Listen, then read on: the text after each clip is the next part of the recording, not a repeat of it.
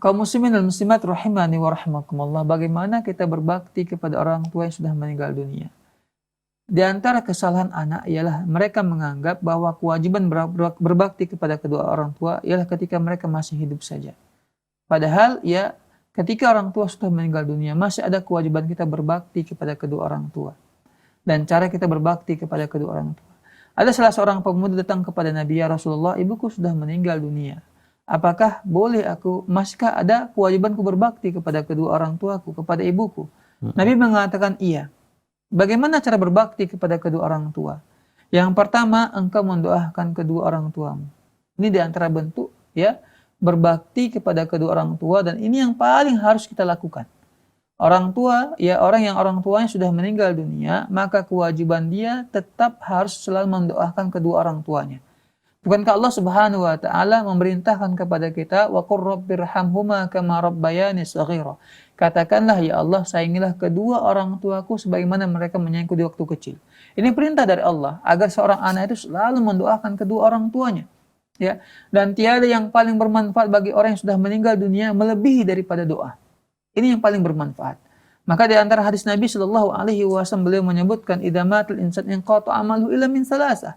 Manusia apabila meninggal dunia maka terputuslah segala macam amal ibadah dia kecuali 3 perkara. Di antaranya apa? Awwaladin salihin yad'u lahu. Anak yang soleh yang selalu mendoakan kedua orang tuanya. Ini kewajiban kita. Yang pertama kali ialah memperbanyak doa untuk orang tua kita. Dan doa untuk orang tua baik ketika mereka masih hidup, apalagi ketika mereka sudah meninggal dunia, maka perbanyaklah. Ya.